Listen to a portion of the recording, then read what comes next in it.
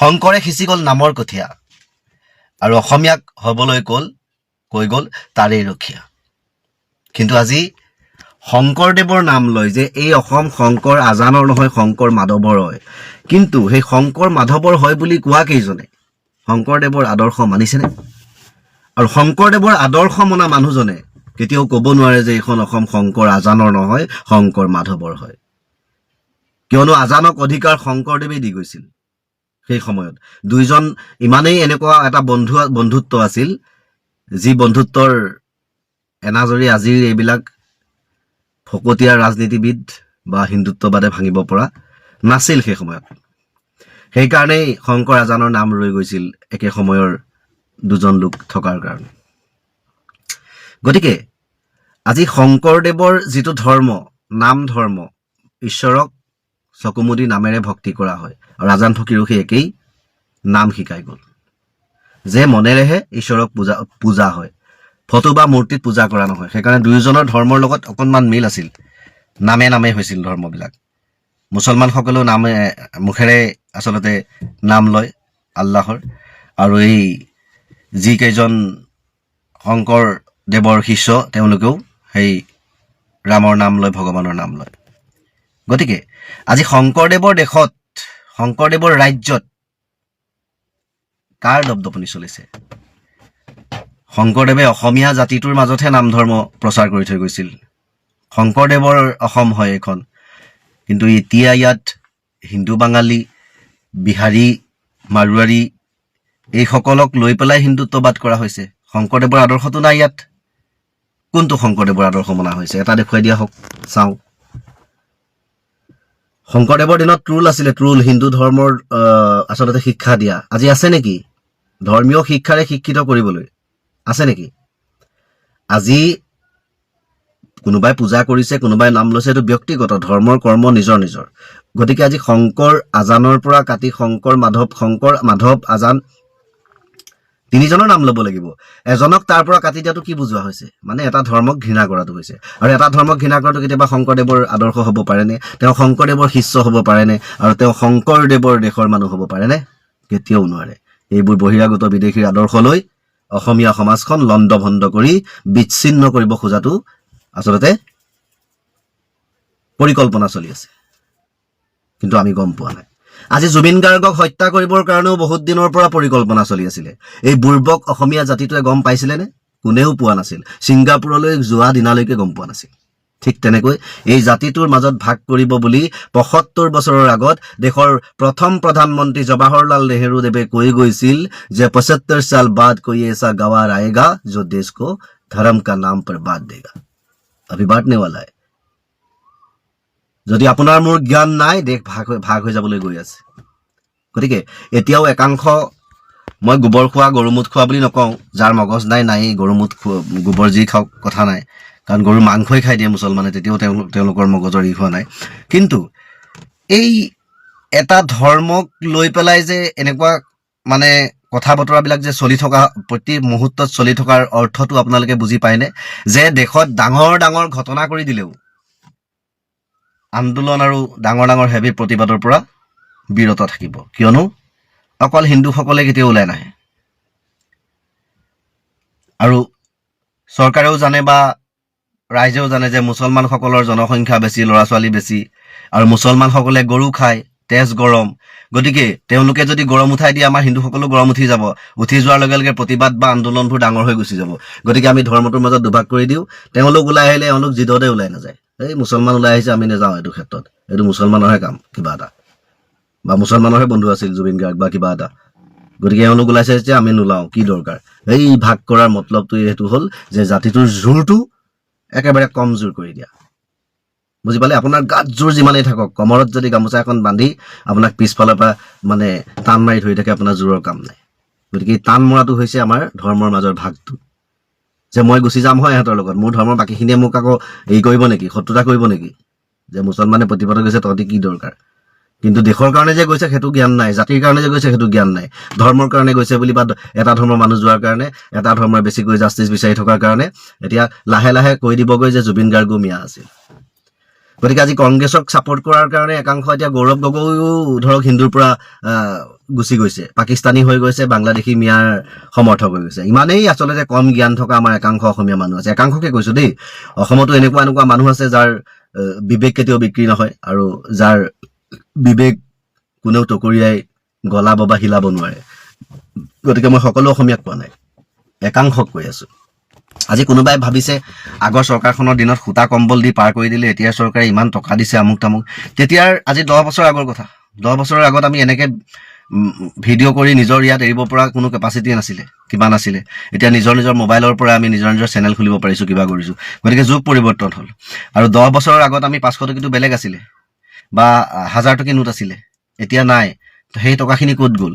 এতিয়া সেই টকাখিনি বন্ধ কৰাৰ আগত যদি সেই টকাখিনি যাৰ যাৰ নিজৰ নিজৰ আছিল বা যি যি টকাখিনি বেংকত ভয়ত গৈ জমা কৰি দিলে, সেই টকাখিনি যদি নি পেলাই আমেৰিকা বেলেগ ৰাষ্ট্ৰত গৈ ইয়াৰ মানে ভাৰতৰ টকাৰ মূল্যটো কম হ'লেওতো তাত মূল্যটো আছে ন, যিমানটো নহওক। যদি তাত গৈ দি তাত সম্পত্তি কিনি থৈছে, আপুনি মই গম পাওঁ জানো? নাপাওঁ। গতিকে সেইখিনি আছে যেতিয়া এইখিনি আমি চলাই থাকো, ৰাইজক দি থাকো সাজখোজ। আৰু দেশৰ সম্পদ আগত হেৰুৱা নাছিল, সম্পদো হেৰুৱা নাছিল আৰু ৰাইজেও সেইকাৰণে বহুত বহুত কিবা কিবি পোৱা নাছিল। গতিকে আজি যদি মই মোৰ নিজৰ সম্পত্তি 7জন ককাই ভাই বা 8জন ককাই ভাই, তাৰ মাজৰ মই সম্পত্তি যদি মই ককাই ভাই গোটেই কেইজন মোৰ লগত নথকাত বা তেওঁলোকে নেদেখাকৈ মই তেওঁলোকৰ ভাগৰ সম্পত্তি বিক্ৰী কৰি আছো, আৰু তাৰ ভাগৰে মই 10 লাখত বিকি পেলাই তেওঁলোকক 10,000 টকা মৰমত দিছো বুলি কৈ দি আছো। শেষত গৈ তেওঁলোকে গম পাইছে যে সম্পত্তি আমাৰ ভাগৰবোৰ কি হ'ল। কেলেই তহঁতক 10,000 কৈ দিছিলো যে মাজে মাজে, মনত নাই? সম্পত্তি বিকাহে দিলো, নহলে একো মই বাপৰ ঘৰপা দিবলৈ আছে নি ধন? বিকিলো আৰু বিকি মেলি ময়ো চলিলো, তহঁতকো দিলো। এতিয়া সম্পত্তি ক'ত আছে? মোৰ নিজৰ ডোখৰহে আছে, তহঁতৰ ডোখৰ বিকি শেষ। বিকুতেই তহঁতক 10,000 দিওঁ বা 20,000 দিছো। গতিকে এতিয়া আৰু নাই, আৰু এতিয়া বিচাৰি লাভ নাই। আৰু টকা দিলো আৰু শেষ, আৰু সম্পত্তি শেষ। সেয়া টকা যদি গোটাই থৈছ ক'ৰবাত কিনি ল। কথাটো বুজি পালে? গতিকে যদি সম্পত্তি দৰকাৰ হয় টকাখিনি ঘূৰাই দে। আছে 10,000 পাই পেলাই যেতিয়া আজি নিজৰ জাতিক পাহৰি যাব পাৰে, জুবিন গাৰ্গৰ নিচিনা এটা সত্তাক পাহৰি যাব পাৰে, সেই মানুহে 10,000 টকা ঘূৰাই দিবলৈ কেপাচিটি থাকিবনে? কাৰণ 10,000 টকাটো তেওঁলোকৰ কাৰণে একদম নোপোৱাই পোৱা ধন। তাতকৈ আৰু ওপৰত টকা দেখি পোৱা নাই। সেইকাৰণে পাগলৰ দৰে পাগল হৈ আবুল তাবুল কমেণ্ট মাৰে, আবুল তাবুল ভুল বকে। এইবিলাক ভাল নালাগে। 4 তাৰিখ আহি আছে, 4 তাৰিখে ৰিজাল্ট দিব। হয়তো দুৰ্নীতি কূটনীতিও জিকিব পাৰে বা ৰাজনীতিও জিকিব পাৰে, সেইটো আমি নাজানো। কিন্তু যিখিনি সঁচা কথা সেইখিনি সদায় কৈ যাম। চৰকাৰী চাউলৰ ভাত নাই খোৱা, কাৰণে চৰকাৰক মই ভয় নকৰো আৰু কাকো ঘেণ্টা খাতিৰো নকৰো কথা ক'বলৈ। কাৰণ নিজৰ জীৱন হয়, জীৱনটোৰ প্ৰতি মৰম কৰিব লাগিব আৰু আনৰ জীৱনো ৰক্ষা কৰাৰ চেষ্টা কৰিব লাগিব। কাৰণ জান বচোৱাটো মানুহৰ পুণ্যৰ কাম হয়। গতিকে এজন মানুহ মাৰি পেলালে আমি জান বচাব নোৱাৰিলো, কিন্তু তেওঁ কোনে মাৰিলে তাৰ প্ৰতিশোধো আমি ল'ব নোৱাৰিলো। গতিকে আমি কেনেকুৱা এটা জাতি হৈ পেলাই, এজন ছিংগুল মানুহো নহয়। গতিকে আমি কেনেকুৱা এটা জাতি? গতিকে নিজক আমাৰ বেয়া নালাগিবনে? আজি যদি জুবিন গাৰ্গৰ আমি ন্যায় নাপাওঁ, জুবিন গাৰ্গৰ এনেকুৱা এটা অৱস্থাত আকৌ আমি এই ন্যায় বিচাৰি চিঞৰ বাখৰ কৰি থকা পিছতো যিখন চৰকাৰে সহযোগ কৰাৰ বিপৰীতে উভতি ধৰে, তেনেকুৱা এখন চৰকাৰক যদি আকৌ আমি জিকাই দিওঁ, তেতিয়া আমি বিশ্ব দৰবাৰৰ মাজত বাৰু আমাতকৈ আৰু মূৰ্খ কোনোবা আছে বুলি কোনোবাই ক'বনে? আমাতকৈ আৰু কিবা স্বাৰ্থপৰ মানুহ বেলেগত আৰু ক'ৰবাত আছে বুলি আমি ভাবিব পাৰিমনে? কেতিয়াও নোৱাৰিম। গতিকে নিজৰ বিবেক যদি ঠিক আছিল, ঠিকেই কৰিলে, আৰু যদি ভুল আছিল, ভুল কৰিলে, সেইটো নাজানো।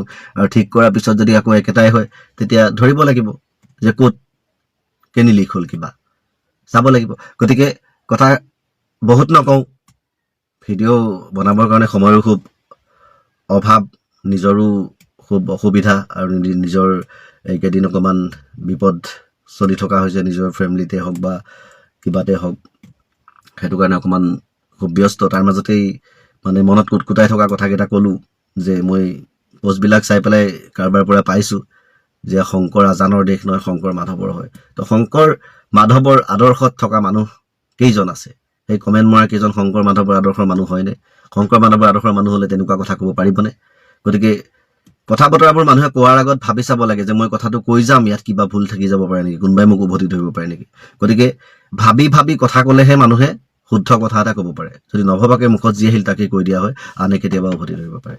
আজি ময়ো বহুত ভিডিঅ' বনাই আছো, বহুত কথা কৈ আছো, যিটো যুক্তি আছে সেইটোহে কওঁ। নহ'লে ময়ো আজি ৰঙা ঘৰৰ ভাত খাব লগা হ'লহেঁতেন। মই কাকো গালি পাৰি অশ্লীল ভাষাৰে কথা ক'বলৈ যোৱা নাই। কেতিয়াবা কাৰোবাক আজি মুখ্যমন্ত্ৰীজনক মই তই বুলি ক'ব পাৰোঁ, কিন্তু মই বেইলাহাজ গালি পাৰিব নোৱাৰোঁ। তই নিজৰ ককাই ভাইকো ক'ব পাৰি, কাৰণ দেশৰ মন্ত্ৰী যেতিয়া তেওঁ মোৰ দাদা নিচিনাও হ'ব পাৰে।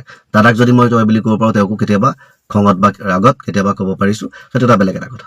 কিন্তু তুচ্ছ তাচিল্যৰে যাতে কেতিয়াও বেড বিহেভ নকৰে, কাৰণ আজি এখন দেশ চম্ভলাটো বহুত ডাঙৰ কথা, একেবাৰে সৰু কথা নহয়। কাৰণ বহুত ফালৰ পৰা বহুত প্ৰেছাৰ আহে, তাৰ মাজতো মানুহে ডিপ্ৰেশ্যনত কিছুমান মানুহতো পাগল হৈ গ'লহেঁতেন। তেতিয়াও ইমান এই 5টা বছৰত যিখিনি ঘটিছে, যিমানখিনি ডিপ্ৰেশ্যন এজন মানুহে মূৰত ল'ব লগা হৈছে, তো তাৰ পাছতো হয়তো তেওঁ সাহস কেতিয়াও হেৰুৱাই দিব খোজা নাই, তেওঁ চলাই আছে। গতিকে ডিপ্ৰেশ্যন দিছে মানুহে, তেওঁ কিবা এটা ভুল কৰিছে, তাৰ কাৰণে কিবা এটা শুনিছে, সেইটো ডাঙৰ কথা নহয়। আমিও কেতিয়াবা গালি পাৰিছোঁ, কেতিয়াবা কৈছোঁ, কেতিয়াবা বুজাইছোঁ, কেতিয়াবা খং কৰিছোঁ, কেতিয়াবা দুখীও সজাইছোঁ, সেইটো ডাঙৰ কথা নহয়। কিন্তু অশ্লীলতা, যিটো বেয়া কথা, যিটো নিজৰ মা দেউতাক কোৱা নাযায় কথাৰ মাজত, যিটো সন্মানীয় ব্যক্তি এজনক কোৱাৰ আগত বা কোৱাৰ মাজত সেই শব্দবোৰ ব্যৱহাৰ কৰা নাযায়, তেনেকুৱা ব্যৱহাৰ প্ৰয়োগ কৰি যাতে নেতা মন্ত্ৰীসকলক গালি নাপাৰে, সেইটো বেয়া লাগিব। যিমানেই দুৰ্নীতি নকৰক, কিয়নো এটা সন্মানীয় পদত থকা ব্যক্তি সেই সময়ত। গতিকে যদি তেওঁৰ কিবা স্পষ্টভাৱে কিবা ভুল ওলাইছে, পদৰ পৰা আঁতৰি গৈছে, তেতিয়া আপুনি দুটা চৰ মাৰি দিয়াৰ অধিকাৰ আছে, যে স্পষ্ট এটা ভুল, এইটো এওঁহে কৰিছে, বেলেগে কৰা নাই, আইনে আদালতে সম্পূৰ্ণ চবুত পাই গৈছে, তেওঁ দোষী হৈ গৈছে, তেতিয়া সেইটো এটা বেলেগ কথা। কিন্তু আমি কিবা এটা কাম দিয়াৰ পিছত কৰাৰ পৰা অৱহেলা কৰাৰ কাৰণে সেইটো আমি সন্দেহ কৰি কিবা এটা ভাবিছোঁ, কিবা এটা কৈছোঁ, তাৰ মাজত অশ্লীলতাত সোমাব নালাগে। তো সেইটো মানুহৰ এজন নেতা বা মন্ত্ৰী বিতৰ্কত পৰিবই, সমালোচনা কৰিবই, সেইটো স্বাভাৱিক হয়। কিন্তু মাৰ্জিত ভাষাৰে সমালোচনা কৰাটো বিচাৰোঁ। ৰাঘৱ চদ্দাৰ ভিডিঅ'বোৰ চাই চাই আপুনিও মোৰ নিচিনাকে চৰকাৰক প্ৰশ্ন সোধা আৰম্ভ কৰিছিল নেকি? मेरा ये मानना है कि बीजेपी एक गुंडों की पार्टी है, अनपढ़ गुंडों की पार्टी है, वो सिर्फ गुंडागर्दी करते हैं। और বেয়াবোৰ দেখি ইয়াৰ বিৰোধিতা কৰিছিল নেকি? যদি কৰিছিল, আপোনাৰ বিপদো হ'ব পাৰে। কাৰণ সদায় প্ৰশ্ন সুধি থকা, ৰাইজক প্ৰশ্ন সুধিবলৈ কৈ থকা মানুহজনে সদায় গালি পাৰি থকা দলটোতে জইন কৰিলে। কোনোবা এটা ৰাজনৈতিক দলত এজন নেতাই জইন কৰাটো একো ডাঙৰ কথা নহয়। জইন কৰিব পাৰে, যিকোনো সময়ত দল সলাব পাৰে। ডাঙৰ কথাটো হ'ল দল সলাবৰ বাবে, ডাঙৰ পজিশ্যনত যাবৰ বাবে ৰাইজৰ আশা ভৰসাবোৰক ভেঙুচালি দেখুওৱা। ৰাঘৱ চদ্দাই ইউটিউবত ভিডিঅ', ফেচবুকত ভিডিঅ'বোৰ দি সদায় চৰকাৰক প্ৰশ্ন সুধি আছিল। সাধাৰণ মানুহে ভাবি আছিল তেওঁ ৰাইজৰ বাবে প্ৰশ্নবোৰ সুধিছিল। আচলতে প্ৰশ্নবোৰ ৰাইজৰ বাবে সুধিছিল নে নিজক এডভাৰটাইজ কৰিবৰ বাবে সুধিছিল, সেইটো ডাঙৰ কথা। नेताओं के नाम मैंने पढ़े, विपक्ष के नेताओं के, इन्हें बुलाकर बोला जाता है कि भारतीय जनता पार्टी ज्वाइन कर लो, अगर भारतीय जनता पार्टी में शामिल हो जाओगे तो आप पर कोई मुकदमा नहीं होगा, आपको बाइज्जत बरी कर दिया जाएगा, और अगर नहीं शामिल होगे तो पकड़ के जेल में डाल। তেওঁৰ কথাবোৰ শুনি সাধাৰণ মানুহে দলটোক কি বুলি ভাবিছিল। আজি তেওঁ এটা পজিশন লৈ ওপৰত উঠি যাব, কিন্তু তেওঁৰ কথা শুনি চৰকাৰৰ লগত বিৰোধ কৰা সকলৰ কি হ'ব আজি? সেই কাৰণে নেতাসকলক কোনো বিশ্বাস কৰিব নালাগে। ৰাঘৱ চদ্দাই ধুনীয়া ধুনীয়া কথা কৈ ৰাইজৰ সৰু সৰু ইছ্যুবোৰ হাইলাইট কৰি নিজৰ পাব্লিচিটি লৈ ল'লে, নিজে ভাল পজিশন লৈ ল'লে। আপোনাৰ কি হ'ব? সাধাৰণ ৰাইজৰ কি হ'ব? আপোনাৰ কথাবোৰ সঁচা বুলি ভাবি বিজেপিৰ বিৰোধ কৰা সকলৰ আজি কি হ'ব? এই কথাবোৰ ভাবিবলগীয়া। ডাঙৰ প্ৰশ্নটো হ'ল তেওঁৰ দলটোৰ দুৰ্নীতি চাই বিজেপিত আহিছে নে তেওঁৰ ওপৰত কঠোৰ ইনভেষ্টিগেশ্যন হ'ব বুলি ভাবি বিজেপিত আহিছে, সেইটো ডাঙৰ কথা। इन एजेंसियों का ऐसा राजनीतिक प्रयोग तो आजाद भारत के इतिहास में आज तक नहीं हुआ, और मकसद एक है कि इस देश को विपक्ष मुक्त कर दो, इंडिया को ऑपोजिशनलेस कर दो। সেইকাৰণে কোনোবা নেতা মন্ত্ৰী MLA যদি আপোনাক ৰাজপথলৈ মাতে, ভুলতো ওলাই নাযাব। মূৰত কাপোৰ এখন মাৰি হাতত পতাকাখন লৈ পিছে পিছে দৌৰি নাযাব। এই নেতাসকলে কোন সময়ত দল সলাই দিব কোনো ঠিক নাই। আপুনি ৰাস্তাতে থাকি যাব, আপুনি ইজনে সিজনৰ লগত বেয়া হ'ব মাত্ৰ। আমি দেখিছোঁ যে প্ৰত্যেকটো নিৰ্বাচনৰ সময়ত বিজেপিৰ নৰেন্দ্ৰ মোদীৰ চৰকাৰখনে একোটা ইছ্যু লৈ আহে আৰু সেই ইছ্যুৰ ওপৰত তেওঁলোকে সাংঘাতিক ধৰণেৰে নিৰ্বাচনবোৰ পাৰ কৰিব বিচাৰে। আমি জানো তেখেতলোকে যিখন মহিলা আৰক্ষণ বিলৰ কথা তেখেতলোকে কৈ আজি জন আক্ৰোশ ৰেলী তেওঁলোকে উলিয়াইছে প্ৰথমে মোৰ পুতৌ লাগিছে তেওঁলোকলৈ এইবাবে যে তেওঁলোকে আজি মহিলা আক্ৰোশ ৰেলী উলিয়াইছে কিন্তু মাত্ৰ 6 গৰাকী মহিলাক তেওঁলোকে টিকেট দিলে তাৰ বিপৰীতে আমি 13 গৰাকী মহিলাক টিকেট দিলো গতিকে মহিলাক কোনে কিমান ভাল পায় বেয়া পায় তাৰ পৰাই এই কথাবিলাক মানে গম পোৱা যায় দ্বিতীয় কথা হৈ গ'ল যে 2023 চনৰ 22 ছেপ্টেম্বৰত মহিলা আৰক্ষণ বিলখন আইনলৈ পৰিণত হৈছিল তাৰ পিছত আইনলৈ পৰিণত হোৱা মহিলাৰ প্ৰতি তেওঁলোকৰ দায়বদ্ধতা থাকিলেহেঁতেন ইমান সহানুভূতি থাকিলেহেঁতেন তেতিয়াহ'লে তেখেতলোকে 2024 চনৰ লোকসভাতে ইচ্ছা কৰা হলে তেখেতলোকে তাক ৰূপায়ণ কৰিব পাৰিলেহেঁতেন কিন্তু তেখেতলোকে ৰূপায়ণ নকৰিলে আজিৰ তাৰিখত তেখেতলোকে আমি যদি পৰিসীমন বুলি কওঁ বা ডিলিমিটেশ্যন বুলি কওঁ তেতিয়াহ'লে আমি গম পাম যে ডিলিমিটেশ্যন কৰিবলৈ হলে খুব ওচৰত যেতিয়া ওচৰৰ সংখ্যাটো আমি ধৰিব লাগিব ওচৰৰ চনটো সেই চনটোক লৈহে আচলতে ডিলিমিটেশ্যন কৰা যায় তেনেস্থলত 2026ত আমাৰ জনগণনা হ'ব লাগিছিল জাতিগত জনগণনা হ'ব লাগিছিল যেহেতুকে আমাৰ ৰাহুল গান্ধী ডাঙৰীয়াই বাৰে বাৰে কৈ আছে যে जिसका जितना आबादी उसको उतना हक मिलना चाहिए কিন্তু এনেকুৱা ধৰণৰ তেওঁলোকে জাতিগত জনগণনা হয়তো কৰিব তেওঁলোকে 2011 চনৰ লোকপিয়লৰ আধাৰত তেওঁলোকে আচলতে এই মহিলা বিলখনক এখন একচুয়ালি আইন হৈ গ'ল আৰু এখনক তেওঁলোকে শিখণ্ডী হিচাপে আগত লৈ তেওঁলোকে আচলতে এই ডিলিমিটেশ্যনটো কৰিব বিচাৰিছে যেটো কথাক লৈ আমাৰ বিৰোধীৰ আপত্তি আছে তোমালোকে যদি প্ৰকৃতাৰ্থত মহিলাৰ ভাল কথা চিন্তা কৰা তেতিয়াহ'লে সিধা সাধাকৈ তোমালোকে মহিলাৰ হৈ কাম কৰা কিন্তু মহিলাসকলক সন্মুখত যি ধৰণৰ তেওঁলোকে পৰিসীমন বা ডিলিমিটেশ্যন কৰিব খুজিছে তাত আমাৰ আপত্তি আছে এতিয়া চাওক নৰেন্দ্ৰ মোদী ডাঙৰীয়াই মহিলাক ভাল পায় বুলি আমি কেনেকৈ কম তেওঁ সংসদত বিভিন্ন সময়ত সোনিয়া গান্ধী ডাঙৰীয়ানিক জাৰ্চি গাই কংগ্ৰেছ কা বিধৱা আবাৰ ৰেণুকা চৌহানক সুপৰ্ণখা ইত্যাদি বিভিন্ন সময়ত বিভিন্ন ধৰণৰ কথা কৈ আছে আমাৰ মুখ্যমন্ত্ৰী ডক্টৰ হিমন্ত বিশ্ব শৰ্মা গান্ধী 10 জনপথৰ বাসভৱন জ্বলাই দিবলৈ আহ্বান কৰিছিল সেয়া আমি নাই পাহৰা বিভিন্ন ধৰণৰ বিভিন্ন সময় কথা আৰু মহিলা সবলীকৰণ বুলি ক'লে বিশেষকৈ মই ভাবো কংগ্ৰেছক বিজেপি অন্তত মহিলা সবলীকৰণৰ কথা শিকাব নালাগে কাৰণ ভাৰতবৰ্ষ স্বাধীন হোৱাৰ পিছতে সমান্তৰালভাৱে পুৰুষৰ সমান্তৰালভাৱে একেলগে মহিলাকো ভোটাধিকাৰৰ অধিকাৰ কিন্তু প্ৰদান কৰা হৈছিল তাৰ পিছত আমি দেখিছো যে ৰাজীৱ গান্ধী মহাত্মা গান্ধীৰ যি সপোন আছিল পঞ্চায়তী ৰাজ ব্যৱস্থাত আমাৰ মহিলাৰ যি 33% সংৰক্ষণ আসন সংৰক্ষণ সেয়া কিন্তু কংগ্ৰেছ দলে ৰূপায়ণ কৰিছে আপোনালোক সকলোৱে দেখিছে আৰু আজি আমি আপোনালোকে দেখিছে যে ৰেশন কাৰ্ডত মহিলাৰ নাম দি মহিলাক সবলীকৰণ কৰা হৈছে আজি আইয়ে ঘৰবিলাকৰ যি মানে নাম সেয়া কিন্তু মহিলাৰ নামত দি প্লানি মহিলাসকলক সবলীকৰণ কৰা হৈছে মহিলাক সবলীকৰণ আমি দেখিছো আশা অংগনাবাদী কৰ্মীৰ পৰা ধৰি বিভিন্ন ধৰণৰ পদত মহিলাসকলক অগ্ৰাধিকাৰ দি মহিলাসকলক সবলীকৰণ কৰিছে না কি মহিলাসকলক আইন নহয় আসনিৰ ভিত্তিত টকা দি কংগ্ৰেছে প্ৰলোভিত কৰি কিন্তু মহিলাক মানে সবলীকৰণ কৰাটো কেতিয়াও আমি দেখা পোৱা নাই গতিকে আমি বিচাৰো যদি মহিলাক তেওঁলোকে সবলীকৰণ কৰিব বিচাৰিছে তেওঁলোকে এনেকুৱা ধৰণেৰে মহিলাসকলক ব্যৱহাৰ কৰি নহয় প্ৰকৃতপক্ষে যি নিয়ম আৰু আধাৰত আচলতে তেওঁলোকে যাব লাগে সেইমতে কৰিব লাগে এতিয়া আৰু এটা কথা মই ক'ব বিচাৰিছো যে তেওঁলোকে কেনেকৈ জানিলে যে সেই দিনাখনি এই বিলখন উত্থাপন কৰাৰ দিনাখনি এই বিলখন ফেইল হ'ব লগে লগে তেওঁলোকৰ সাংসদসকলৰ হাতত এই বেনাৰ পোষ্টাৰ লৈ যে তেওঁলোকে প্ৰতিবাদ কৰিবলৈ তেওঁলোকে নামি পৰিলে তাৰমানে তেওঁলোকে আগতেই জানে যে নহয় আৰু তেতিয়া তেওঁলোকে এনেকুৱা ধৰণৰ নাটক আৰম্ভ কৰিব কাৰণ পশ্চিম বংগ আৰু তামিলনাডুত যেহেতুকে নিৰ্বাচন হৈ আছে এই নিৰ্বাচনত প্ৰভাৱ পেলাব পৰাকৈ তেওঁলোকৰ যি এই নাটকবাজি যেনেকৈ তেওঁলোকে পুলৱামাৰ হত্যাকাণ্ডক লৈ ভোট ভিক্ষা কৰিলে যেনেকৈ পেহেলগামক লৈ বিহাৰত আহি পেলানি নৰেন্দ্ৰ মোদীয়ে ভোট ভিক্ষা কৰিলে আজি তেনেকুৱা ধৰণৰ ভোট ভিক্ষা কৰিবৰ বাবে মই ভাবো তেওঁলোকৰ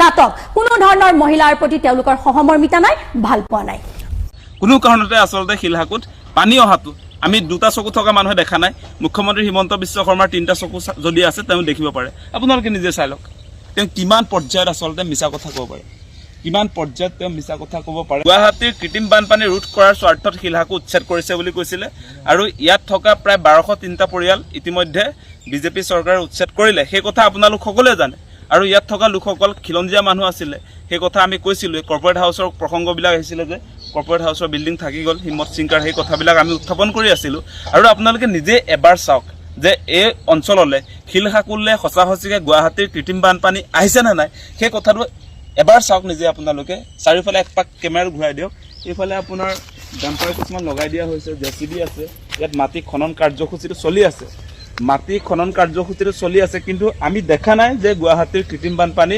শিলহাকুলে যে আহিছে সেই কথাটো আমি দেখিবলৈ পোৱা নাই। কিন্তু মুখ্যমন্ত্ৰীগৰাকীয়ে কেনেকৈ দেখিছে আমি নাজানো।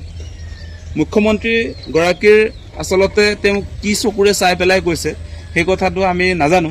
তেওঁৰ দিব্য চকু থাকিব পাৰে নেকি? তেওঁৰ চাগে 3টামান চকু আছে, দিব্য চকু থাকিব পাৰে। তেওঁ শিলহাকুলে 90% গুৱাহাটীৰ কৃত্ৰিম বানপানী আহিছে বুলি যে তেওঁ কৈছে, তেওঁ যদি দেখা পাইছে তেওঁৰ সঁচা সঁচিকে দিব্য চকুটো থাকিব লাগিব। দিব্য চকু নাথাকিলে 2টা চকু যদি আছে তেনেহ'লে কোনো কাৰণতে আচলতে শিলহাকুত পানী অহাটো আমি 2টা চকু থকা মানুহে দেখা নাই। মুখ্যমন্ত্ৰী হিমন্ত বিশ্ব শৰ্মাৰ 3টা চকু যদি আছে তেওঁ দেখিব পাৰে। আপোনালোকে নিজে চাই লওক তেওঁ কিমান পৰ্যায়ত আচলতে মিছা কথা ক'ব পাৰে, কিমান পৰ্যায়ত তেওঁ মিছা কথা ক'ব পাৰে সেই কথাটো আপোনালোকে বিবেচনা কৰি চাওক। ইয়াত এতিয়া মাটি খান্দি এটা কেনেকুৱা পৰিৱেশ সৃষ্টি কৰি ৰাখিছে আপোনালোকে নিশ্চয় দেখিছে। এই মাটিখিনি বোলে বিক্ৰীও কৰিছে, আমি শুনিবলৈ পাইছোঁ। ইটা ফেক্টৰীক বিক্ৰী কৰিছে, শিলহাকুৰ মাটি এতিয়া ইটা ফেক্টৰীক বিক্ৰী কৰিছে বুলি ইয়াৰ স্থানীয় লোকে ইতিমধ্যে কৈছে, আমাক জনাইছে এই অঞ্চললৈ আমি যেতিয়া আহিছোঁ। গতিকে এই মুখ্যমন্ত্ৰী হিমন্ত বিশ্ব শৰ্মাৰ দিনত সঁচা সঁচিকে গুৱাহাটীৰ মানুহ যে নিৰাপত্তা নহয়, গুৱাহাটীৰ মানুহ যে শান্তিত থাকিব নোৱাৰে সেই কথাটো আজি প্ৰমাণ হৈছে।